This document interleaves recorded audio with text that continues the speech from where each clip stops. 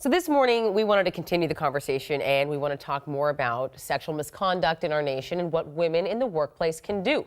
Joining us now to talk about this is Katie Hall. First of all, good morning, Katie. Thank you very much for being here. Good morning. Before you tell us about the training that you offer, can you talk about how this all started for you, because you have a story too?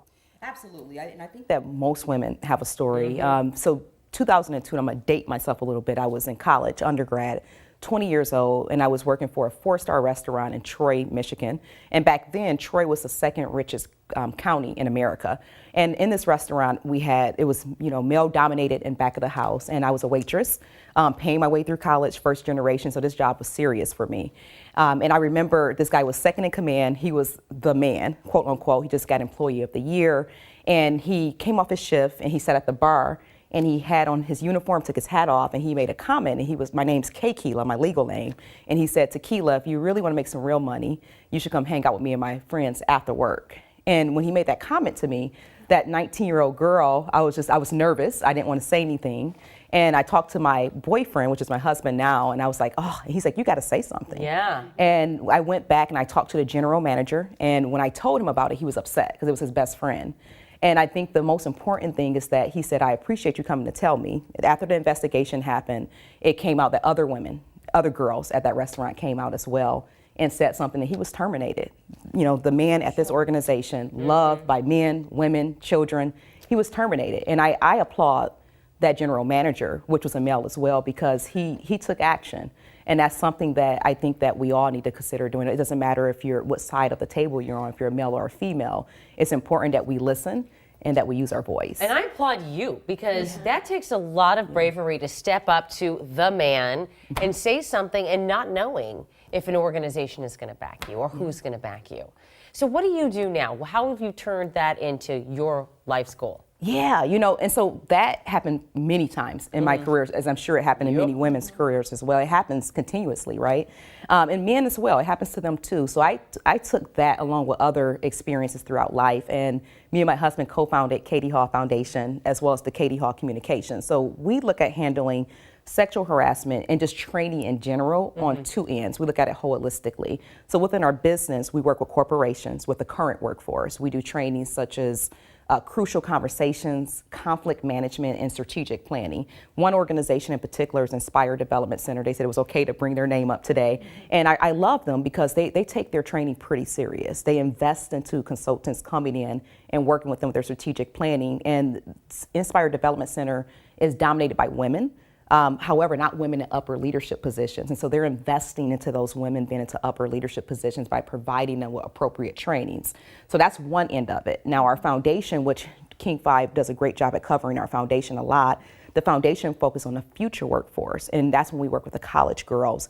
And now starting in 2018 with Highline Schools, the middle school and high school girls. What if you're already in the workforce though, and your company does not say get certain training? How can someone get training on their own, or just be informed about like the steps that they should be taking? That's an excellent question. There's so many different ways of doing that, and in particular in our foundation, that's why we offer conferences and workshops, because the conferences and the workshops, that gives you an opportunity. It doesn't matter if your company is covering that. And we actually offer a few workshops for free at no cost, usually in March during Women's History Month.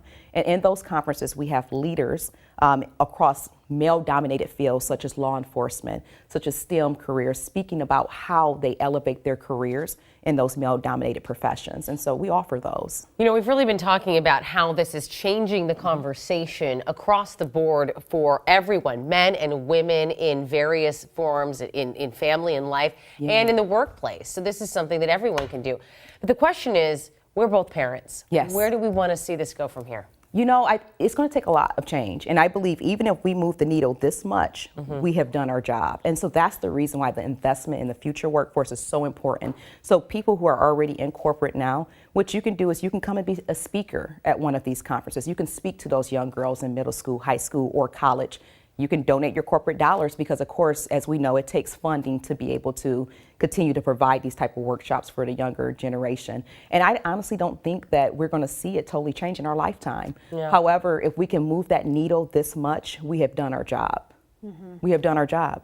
Yeah, and I think that's the important piece. And, you know, who knows? This might be a boy, right? Right. And it's as important that men and boys also, be able to speak up and have a voice, because my boyfriend then, which is my husband now, he was part of the reason Yes. why I spoke up.